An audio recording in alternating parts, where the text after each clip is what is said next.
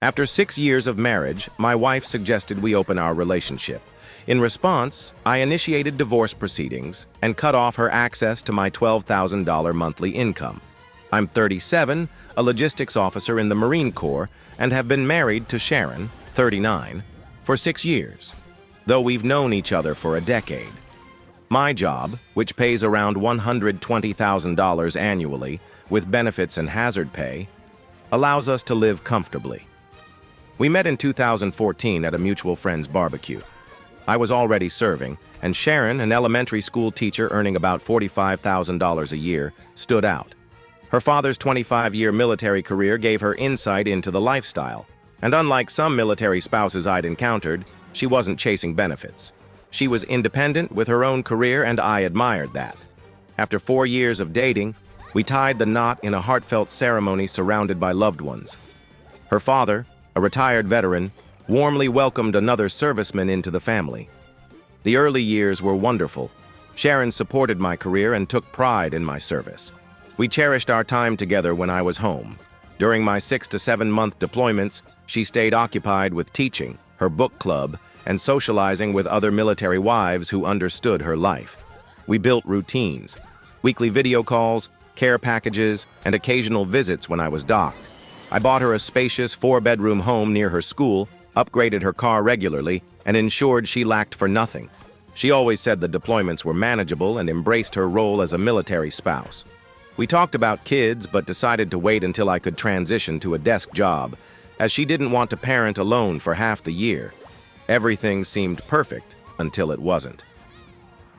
Sharon started hanging out with a new group from her yoga class, mostly single or divorced women from her school.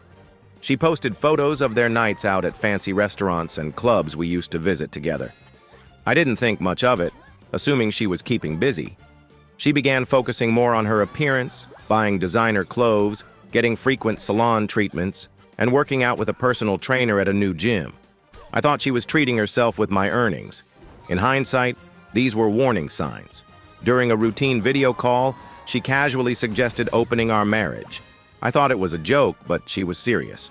When I pressed her, she said she'd been considering it for a while and felt it was necessary. She claimed no woman could suppress her desires for 6 months and was tired of coping with my absences. She said she'd been living like a single woman and craved intimacy.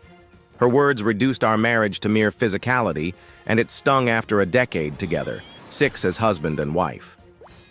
I stayed calm and reminded her that deployments were part of my job, something she accepted when we married.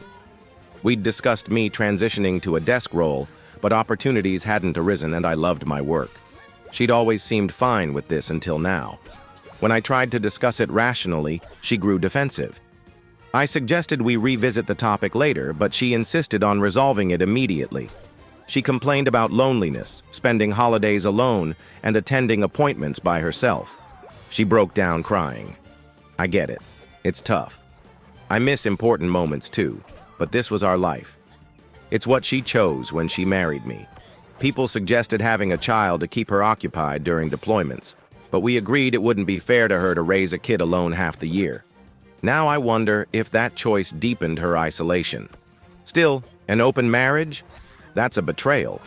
I asked if she wanted to end things. She insisted, "No, I love you. I'll never leave you. I want to grow old with you. But I'm turning 40 soon, and menopause is coming.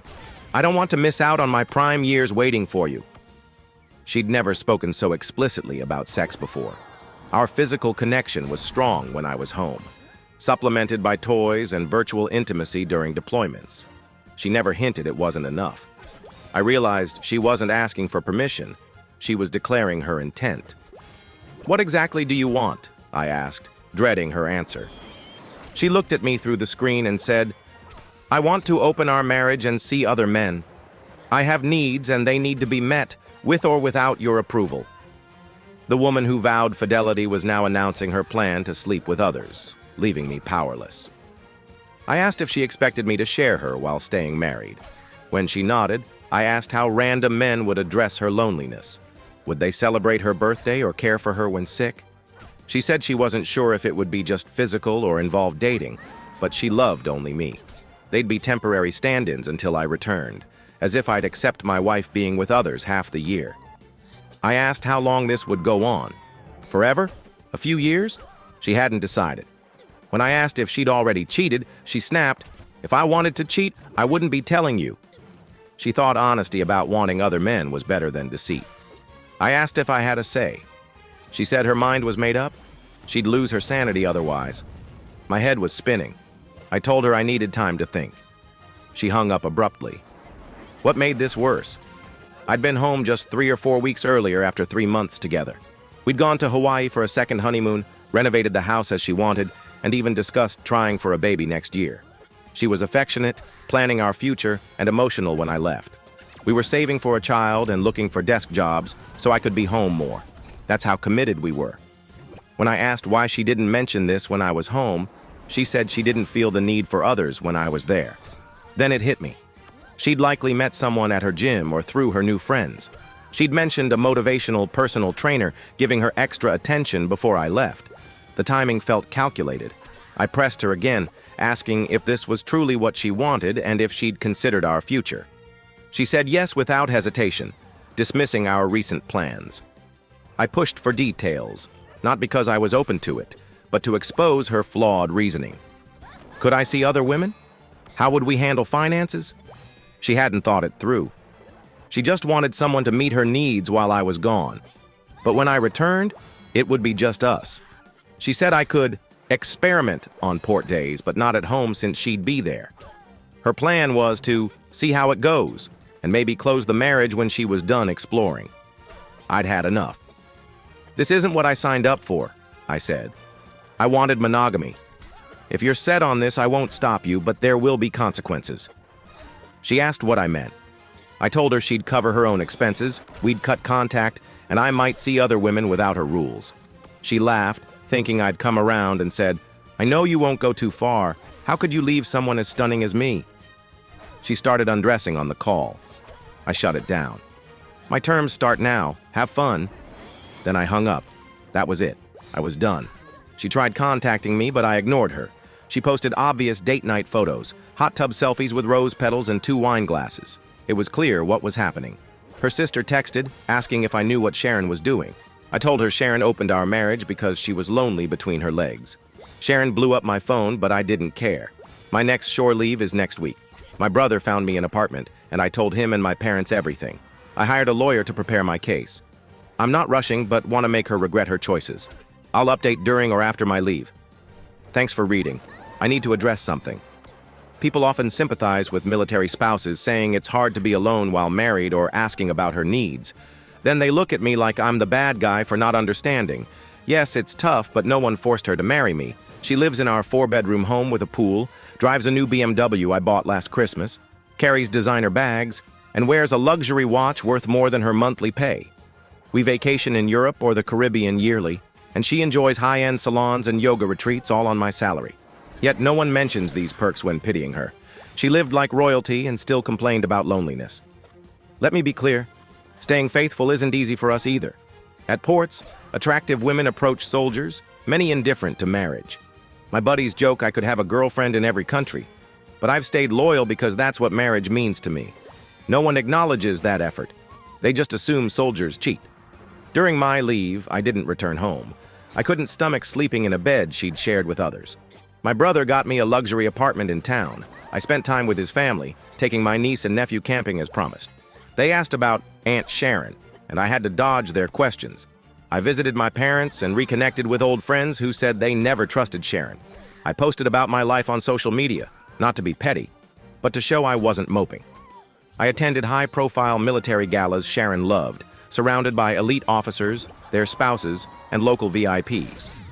She thrived on the status these events brought. I shared photos with successful women, doctors, lawyers, entrepreneurs. When asked about Sharon, I was honest. She wanted an open marriage to sleep around while I'm deployed.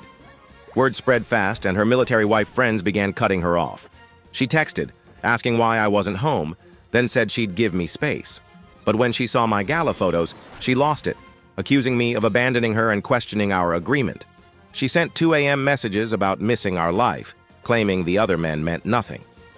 I responded once. I never agreed. You did what you wanted. Now I'm doing what I want. She acted like I was throwing a tantrum she'd wait out. Months later, she wanted to discuss terms of our open marriage. I shut it down. Do what you want. I'm done. My lawyer advised saving her messages for the divorce. She later emailed, admitting her mistake and begging to fix things. I replied, "Ha!" and moved on. My mom, who cut Sharon off, said it best. She didn't expect you to choose your self-respect over her. Sharon showed up at my apartment unannounced. Someone must have leaked my address. She looked different, thinner, blonde, in a tight outfit she'd never worn before. She asked why I wasn't home. I told her I wouldn't live with someone who disrespected our vows. She cried, saying our social circle had shunned her. Her former friends, military wives she shopped and dined with, wanted nothing to do with her. No one invited her to the galas anymore. Her reputation as the wife who opened her marriage during deployment tanked her status. She asked what I wanted. I said, "You'll see." She panicked, accusing me of meeting someone else. The irony. She was jealous after pushing for this. I told her to leave, and she did, saying I'd regret betraying her trust. My lawyer served her divorce papers the day I shipped out. She called, screaming that I'd betrayed her, as if she were the victim. She told my lawyer she'd fight the divorce to the end. She even called my parents, claiming I blindsided her. They knew the truth and blocked her. Her mother called, saying Sharon told everyone we'd mutually agreed to an open marriage. I corrected her. I never agreed to her disgusting plan. Her mother said Sharon's mental health was crumbling and her social circle had abandoned her. She asked if we could reconcile. I laughed and said, "No chance. I won't stay married to someone who's been with others for a year." I told her Sharon should cooperate or it'd get worse. Sharon keeps texting and leaving voicemails, begging to make things right. I haven't blocked her yet. Maybe it's petty, but I want her to see what she lost. I'll block her soon, but for now, she can stew in the pain she caused me. I'm on shore leave again. The divorce is moving forward, though Sharon's fighting it, not to save our marriage, but because her plan backfired. She's broke. Her dream of freedom wasn't as glamorous as she thought. The men she saw? They used her for fun and left when her money ran out. She cried in court, admitting the open marriage was a mistake and wishing she could undo the past year. After I cut her off from our joint account, she burned through her savings trying to maintain her lavish lifestyle. Her teacher's salary barely covers rent, let alone her designer clothes. She thought I'd cave and fund her again.